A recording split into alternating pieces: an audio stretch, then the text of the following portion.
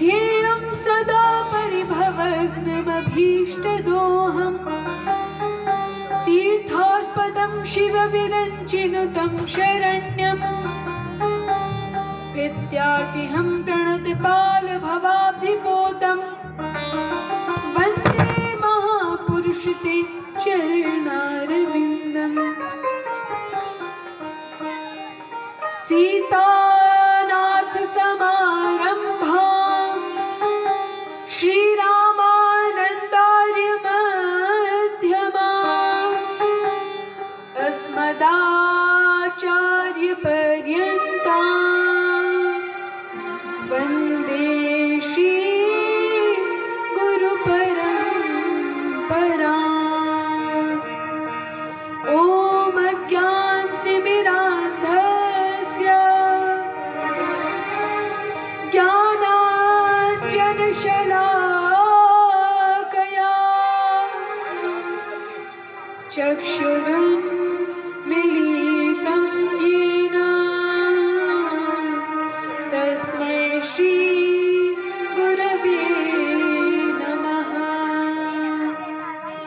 अहमेवासमेवाग्रे नान्यद्यत्सदसत्परम् पश्चादहं यदि तच्च योऽवशिष्येति सोऽस्म्यहम्। हृदयर्थं यत् प्रतीयेत न प्रतीयेत चात्मने तद्विद्यादात्मनो माया यथा भासो यथा तमः।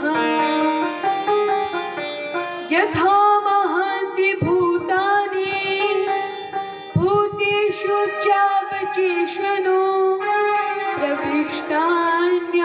प्रविष्टानि तथा तेषु न तेष्वहम्।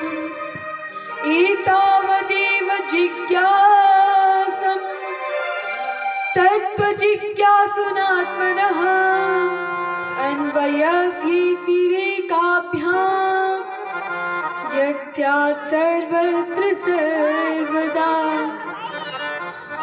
जय जय श्री राधारमण जय जय नवल किशोर जय गोपीचित चोर प्रभु जय जय माखन चोर। हरे कृष्णा कृष्णा कृष्णा हरे हरे हरे राम राम राम हरे हरे। बोलो श्री राम जय जय राम। श्री राम जय राम। बोलो श्री राम जय राम। श्री राम जय राम श्री राम जय राम श्री राम जय राम जय राम।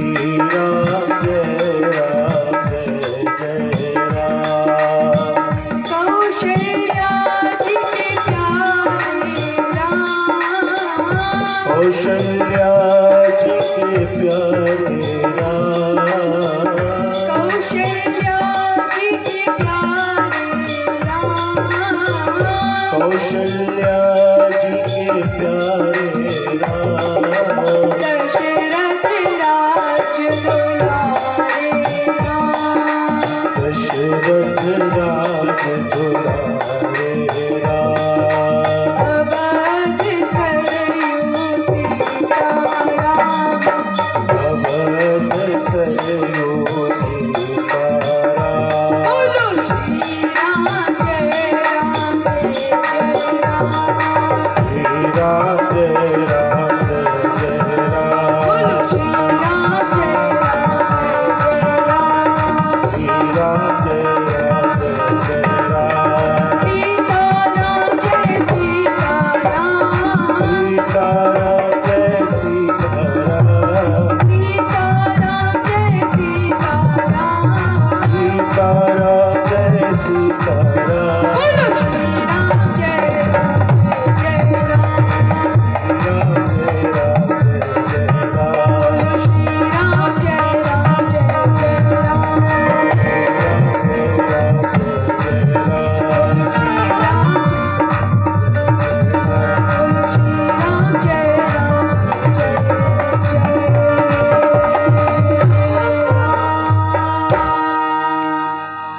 सियावर रामचंद्र जी की जय।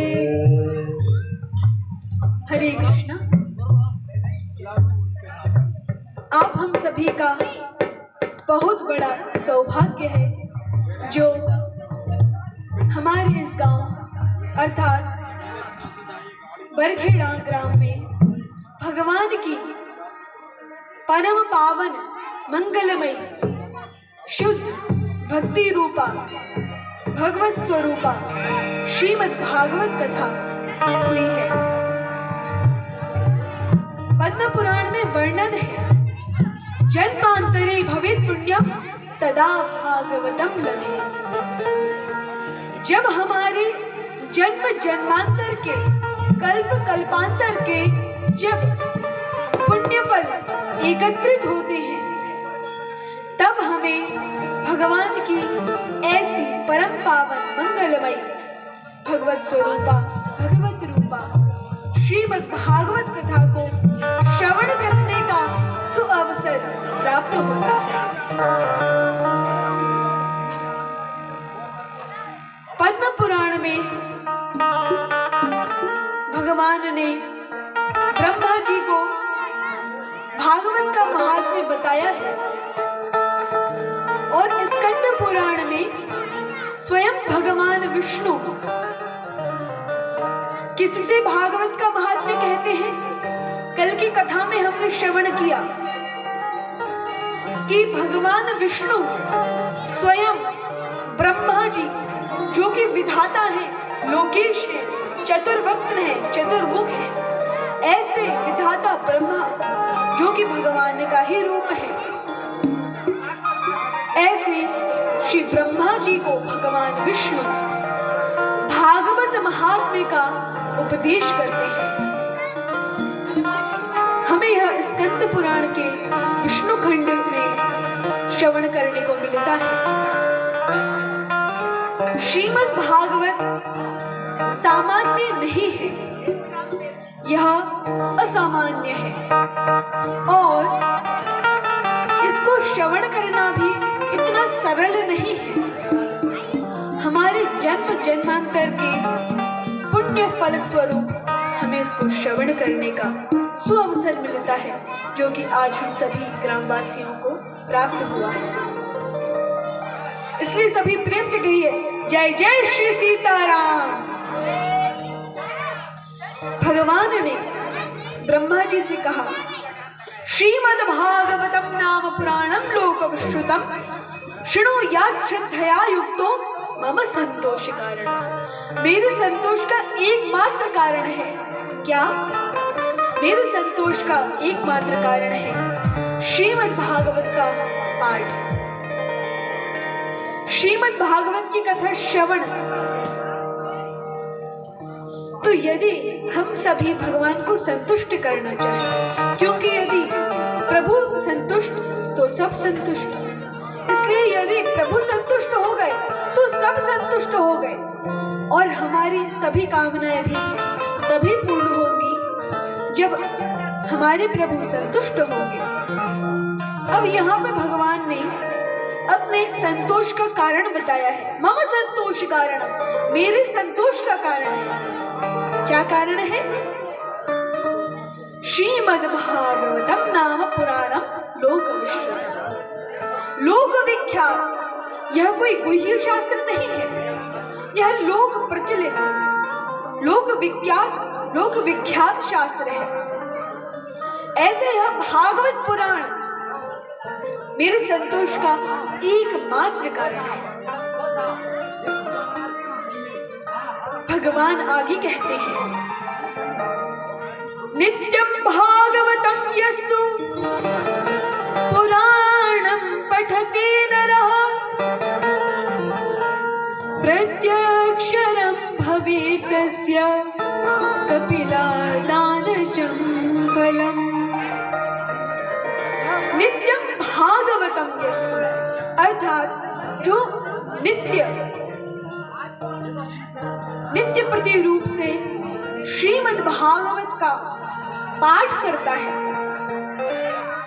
इन दोनों श्लोकों में पाठ का महात्म्य है। तो पाठ हम कब कर पाएंगे? जब हमारे घर पे श्रीमद् भागवत होंगे, तभी तो हम श्रीमद् भागवत का पाठ कर सकते हैं। इसलिए यहाँ पे जो नित्य प्रति रूप से श्रीमद् भागवत जो कि महापुराण है, श्रीमद् भागवत महापुराण का पाठ करता है,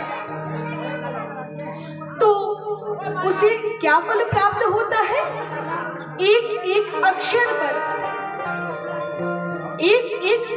पर प्रत्यक्षरम भवेत् तस्य होता है। पर क्या होता है? कपिलादानजं फलम्, कपिला गौदान देने का फल उसे प्राप्त होता है। अर्थात कामधेनु गाय को प्रदान करने का फल उसे प्राप्त होता है। क्योंकि सुरभि माता कामधेनु गाय है जो कि भगवान के पास थी, और उन्हीं सुरभि माता की जो कि आदि गौ है, ऐसी सुरभि माता की पुत्री है श्री कपिला मैया। बोलो श्री कपिला मैया की जय, श्री गौ माता की जय। ऐसे भगवान बड़ा ही सुंदर महात्मा कहते हैं। भगवान ने कहा, अरे बहुत सी बार हम कहेंगे, अरे कहाँ तक बताएं महाराज, समय ही नहीं मिलता, पढ़े कैसे, इतनी व्यस्तताएं हैं, समय नहीं मिलता।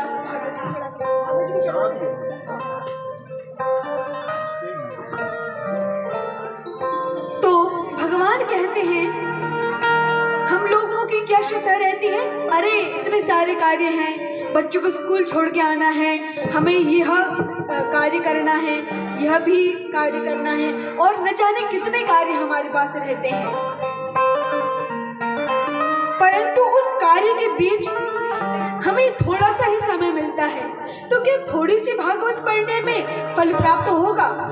भगवान ने कहा, अरे थोड़ी सी की बात कर रहे हो, बहुत थोड़ी सी। कितनी?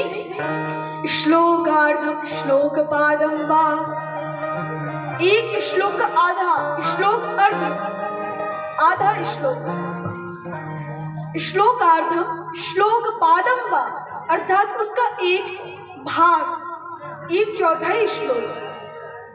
यदि कोई एक चौथाई श्लोक भी नित्य प्रति रूप से भागवत का पठन पाठन करता है, तो उसको क्या फल प्राप्त होता है? श्लोकार्धम श्लोक पादम वा नित्यं भागवतोद्भवं पठते शृणुयात्यस्तु गोसहस्रफलं लभेत्। उसे 1000 गौदान देने का फल प्राप्त होता है। 1 सहस्त्र अर्थात गोसहस्रफलं लभेत्, 1000 सहस्त्र गौदान देने का फल उसे प्राप्त हो जाता है। क्या करना है? आपके पास बिल्कुल समय नहीं है। भागवत जी उठाओ, खोलो, आधा श्लोक पढ़ो। उतना भी समय नहीं है, उतना तो हमारे पास है, पर यदि उतना भी समय न हो तो आधे का आधा श्लोक पढ़ो। तो उससे क्या होगा? उससे हमें गो सहस्त्र अर्थात 1000 गाय देने का फल पुण्य प्राप्त होगा। यह पठेत प्रयतो नित्यम श्लोकम भागवतम सुत 18 पुराणानां फलम माप्नोत्य मानवः। अर्थात यह पठेत प्रयतो नित्यम, जो नित्य प्रति रूप से पाठ करता है, कितना? 1 श्लोक। यह पठेत प्रयतो नित्यम श्लोकम भागवतम सुतम 18 पुराणानाम अर्थात 18 पुराणों का 18 पुराणानाम फलम आप्नोत्य मानवः। उस मानव को, उस मनुष्य को 18 पुराण पढ़ने का फल प्राप्त हो जाता है। 18 पुराण में 18वां पुराण कौन सा है? श्रीमद् भागवत महापुराण। तो यदि कोई श्रीमद् भागवत का नित्य प्रति रूप से 1 श्लोक पढ़ता है तो उसे भागवत समेत 17 पुराण अर्थात कुल मिला के 18 पुराणों को पढ़ने का फल प्राप्त हो जाता है। तो ऐसी हमारी भागवती गंगा है। भगवान ने कहा, नित्यम मम कथा यत्र तत्र तिष्ठन्ति वैष्णवाः कलिबाह्या नरास्ते वै ये अर्चन्ति सदा मम। अर्थात जो मेरे स्वरूप इस भागवत की अर्चना करता है और अर्चना करके जहां पे मेरी यह परम प्रियतमा कथा भागवत कथा होती है, ऐसे स्थान पे मैं तो विराजता हूँ, मैं तो रहता ही रहता हूँ। साथ में सभी वैष्णव गण भी वहां पे उपस्थित रहते हैं। और एक सीधी सी बात है, यदि कोई भगवान का भक्त नहीं होगा, उसे भगवान में श्रद्धा नहीं होगी, तो वह आएगा ही क्यों? अच्छा, यदि वैष्णव आ भी गए तो हमें क्या हो रहा है? हर स्थान पे हम अपना ही लाभ ढूंढते हैं, अपना ही फायदा ढूंढते हैं। तो हमें क्या मिलेगा? कली बाह्या नरास्ते वही, हम कलयुग के कलिमल ग्रसित प्रभाव से मुक्त हो जाएंगे, कली के प्रभाव से बाहर निकल जाएंगे। कली बाह्या नरास्ते वही ये अर्चन्ति सदा मम। वैष्णवानां तु शास्त्राणि ये अर्चन्ति गृहे नराः सर्व पाप विनिर्मुक्ता भवन्ति सुरवन्दिता। अर्थात वैष्णवानां तु शास्त्राणि, वैष्णव शास्त्र अर्थात वैष्णव शास्त्र कौन कौन से हैं? तुलसी कृत, श्री रामचरितमानस, विनय पत्रिका, श्रीमद् भागवत महापुराण, 18 पुराण, रामायण, वाल्मीकि रामायण और किसी भी आचार्य की कोई टीका हो। तो यदि किसी के घर पे वैष्णव, जो वास्तव में वैष्णव हैं, जो वास्तव में विष्णु भक्त हैं, ऐसे वैष्णवों द्वारा लिखे गए शास्त्र हैं और वह व्यक्ति उनकी अर्चना करता है। शास्त्रों की अर्चना कैसे होती है? उन्हें पढ़कर। ऐसा नहीं है कि ये रही भागवत महापुराण, बस 7 दिन आए, आरती घुमाई और बस हो गई, भागवत कथा हुई, तो अब हमारा क्या काम? अब घर में वही कार्य जो पहले करते थे वही चल रहे हैं, बाकी कोई परिवर्तन नहीं आया। ऐसे नहीं, जो वहां पे सुना है, श्रवण विधि पूरी कब होती है? श्रवण अर्थात कानों से सुना, मन से माना, हृदय में उतारा, जीवन में पालन किया। उसको कहते हैं श्रवण। जैसे कि घर में दादाजी हैं, उन्होंने कहा, अरे बहू एक लोटा पानी लिया, और बहू वहीं बैठी रही, तो क्या बोलेंगे? सुना नहीं? उसने सुना है पर पालन नहीं किया, तो उसको क्या कहेंगे? अरे सुना नहीं। अर्थात श्रवण विधि कब पूरी होती है? जब हम उसे सुने पर उसे हृदय में उतार कर पालन भी करें। उसी प्रकार शास्त्रों की आराधना कैसे होती है? जो हमने पांडाल में जाकर 3-3 घंटे बैठ के सुना है, उसको हम जीवन में भी उतारें, तब उसका फल हमें प्राप्त होगा। शास्त्रों की आराधना कैसे होती है? जिस प्रकार एक गाय है, उसकी सेवा कैसे होती है? उसे चारा देने से। एक गाय को चारा खिलाने से उसकी सेवा होती है, परंतु जैसे गाय की सेवा होती है वैसे किसी मनुष्य की सेवा नहीं होती। किसी मनुष्य के सामने खूब सारा भूसा ला के रख दो, लियो खा लो, तो वो खाएगा? कहेगा तुम पागल हो गई हो, मैं ये खाऊंगा। ठीक उसी प्रकार सभी की सेवा अलग अलग प्रकार से होती है।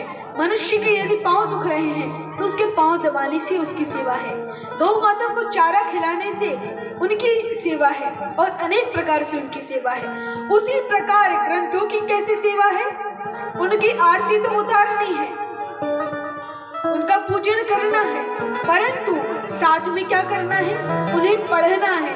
तो जब हम शास्त्रों को पढ़ते हैं तब उनकी पूजा होती है। इसलिए वैष्णवानां तु शास्त्राणि यर्जति गृहे नराः। अच्छा, यदि घर पे है, उसको पढ़ रहे हैं, तो क्या होगा? सर्व पाप विनिर्मुक्तः, वो सभी पापों से मुक्त हो जाएगा। सर्व पाप विनिर्मुक्तः और भवन्ति सुरवन्दिताः। आप घर पे किसकी आराधना करते हैं? कोई कह रहा होगा हम गणेश जी की करते हैं, हम दुर्गा जी की करते हैं, हम इनकी करते हैं, हम उनकी करते हैं, पर वे सभी कौन हैं? वो भगवान के ही रूप हैं, भगवान के ही अंश हैं, वो देवी देवता हैं। परंतु यदि कोई मनुष्य श्रीमद् भागवत को पढ़ता है तो देवता उसको प्रणाम करते हैं।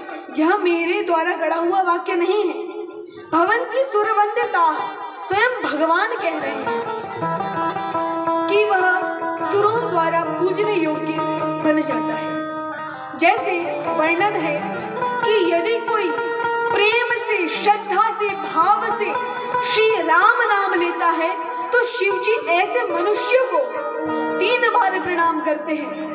तो ऐसे नहीं कि चलो हम शिव जी द्वारा पूज रहे हैं, यह बात नहीं है। शिव जी किसको प्रणाम कर रहे हैं? देवता किसको प्रणाम कर रहे हैं? हमारी उस श्रद्धा को, हम जो भागवत पढ़ रहे हैं उन भागवत। अब आगे वर्णन है, यज्जन्ति गृहे नित्यं शास्त्रं भागवतं कलौ आस्फोटयन्ति वल्गन्ति तेषां प्रीतो भवाम्यहम्। अर्थात यज्जन्ति गृहे नित्यं, जो प्रतिदिन श्रीमद् भागवत को पढ़ते हैं। कौन से शास्त्र को? शास्त्रम भागवतम कलौ, सतयुग में नहीं, त्रेता में नहीं, द्वापर में नहीं, कलौ, कलयुग में। तो क्या होगा? आस्फोटयन्ति वल्गन्ति, उचक उचक के कहते आजा कलयुग, कब आएगा? आजा, अब तू आ ही नहीं सकता। क्यों नहीं आ सकता? हम भागवत पढ़ रहे हैं, तू आएगा भी कहाँ से? तो ये जगह ही नहीं आने की।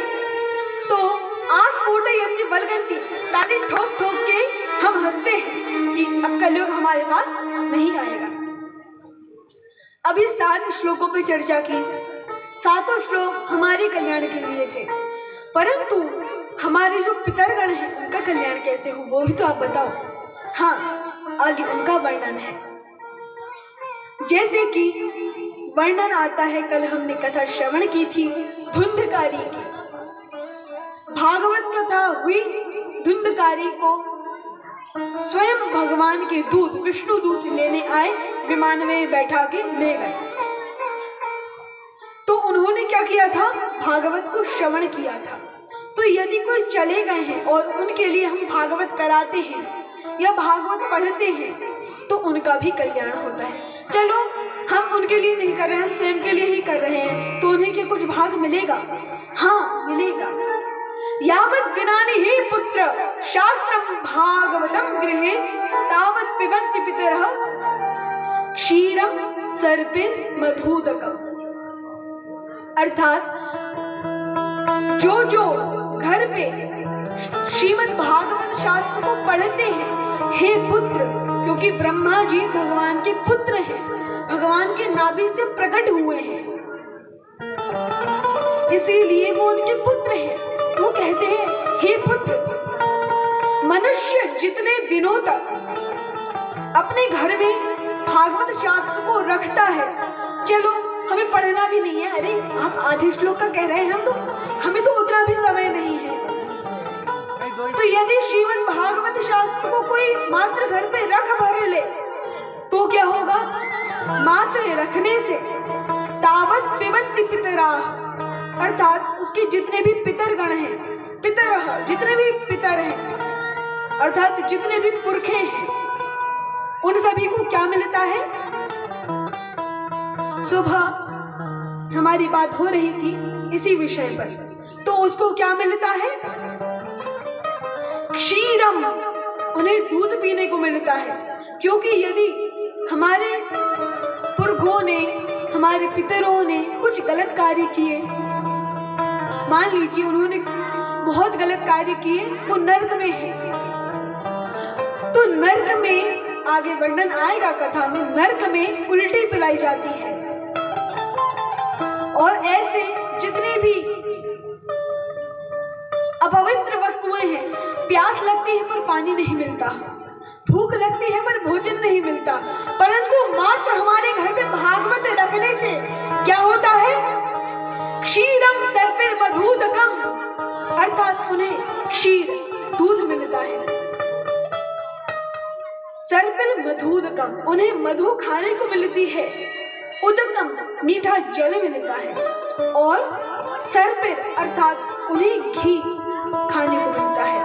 स्वर्ग में हमारे जैसे कोई पानी नहीं पीता, स्वर्ग में घी पिया जाता है। स्वर्ग में घी पिया जाता है, वहां उनके पास गायें होती हैं, तब तो वो घी पीते हैं, और भैंस का नहीं, शुद्ध देशी गाय का। तो वहां पे वो लोग घी पीते हैं। तो यदि हमारे पितर स्वर्ग में नहीं है, नर्क में भी हैं, तो उन्हें क्या खाने को मिलेगा? घी, मीठा जल, दूध और मधु अर्थात शहद। यदि वो भगवान के धाम में है तो कोई बात ही नहीं है, वहां पे ना भूख लगती है ना प्यास लगती है, वहां पे सूर्य का प्रकाश नहीं है, न ही चंद्रमा का है, वहां तो भगवान के प्रकाश का ही प्रकाश है। अर्थात भगवान जो कि ब्रह्म है, ब्रह्म ज्योति क्या है? भगवान के चरण नख की जो ज्योति है, जो प्रकाश निकलता है, वो ही ब्रह्म ज्योति है। तो यहाँ पे पितरों का कल्याण का उपाय भी बताया है। इसलिए मेरी आप सभी से हाथ जोड़कर प्रार्थना है, यदि आपके घर पर श्रीमद् भागवत महापुराण नहीं है तो अभी जब भागवत सप्ताह चल रहा है उसी में आप जाइए और श्रीमद् भागवत लाइए और उसका पाठ करिए। भगवान आगे कहते हैं, यच्छन्ति वैष्णवे भक्त्या शास्त्रम भागवतम ही कल्प कोटि सहस्राणि मम लोके वसन्ति ते। अर्थात यदि कोई श्रीमद् भागवत को घर में रखता है और किसी भी शुद्ध ब्राह्मण को, पहले तो यह पता करना अति आवश्यक है कि वह शुद्ध ब्राह्मण है कि नकली ब्राह्मण है। शुद्ध वैष्णव ब्राह्मण को यदि कोई श्रीमद् भागवत महापुराण देते हैं सआदर ससम्मान। तो क्या होता है? कल्प कोटि सहस्त्राणि। एक कल्प कितना बड़ा होता है? सतयुग, त्रेता युग, द्वापर युग, कलयुग, चारों युग बीत गए, एक कल्प हुआ। अर्थात एक चतुर्युगी को बोलते हैं एक कल्प। तो ऐसे कल्प कोटि सहस्त्राणि, अर्थात वह भगवान के धाम में सहस्त्रों करोड़ों, अर्थात हजार को भी करोड़ से गुणा करेंगे तो इतने वर्षों तक, अर्थात हजारों करोड़ साल तक, कल्प कोटि सहस्त्राणि मम लोके वसन्ति, मेरे लोक में वास करता है। मेरे लोक में अर्थात भगवान के लोक में। क्योंकि यहाँ कौन किससे कह रहा है? भगवान श्री विष्णु ब्रह्मा जी से कह रहे हैं। तो भगवान कहते हैं वह मेरे वैकुंठ में अनंत काल तक। क्योंकि भगवान ने भगवत गीता में कहा है, यदि कोई मेरे पास एक बार आ जाए फिर वह लौट के कभी जाता नहीं है। तो ऐसे दयालु प्रभु यहाँ पे कहते हैं कि वह सदा ही अनंत काल तक मेरे साथ निवास करता है। बोलिए भक्तवत्सल भगवान की जय। भगवान ने आगे कहा, यच्चन्ति सदा गेहे शास्त्रम भागवतम नराः प्रीणितास्तैश्च विबुधा यावदा भूत संप्लवः।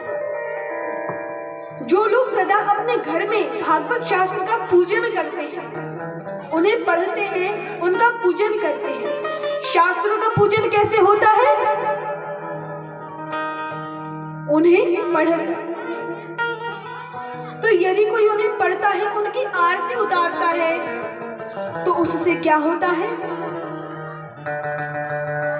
वे मानो एक कल्प के लिए संपूर्ण देवताओं को तृप्त कर देते हैं। अर्थात जब यज्ञ नहीं होते, देवताओं को आहुति नहीं मिलती, तो वो भूखे रहते हैं। तो यदि कोई भागवत को घर में पूजता है तो क्या होता है? देवताओं को एक कल्प तक, एक चतुर्युगी तक, चारों युग बीत जाने तक उन्हें तृप्ति हो जाती है, मात्र एक मनुष्य के कारण। तो ऐसे हमारे परम भाग्यशाली, हम सभी भाग्यशाली हैं जो कि हमें यह मंगलमय श्रीमद् भागवत कथा श्रवण करने को मिल रही है।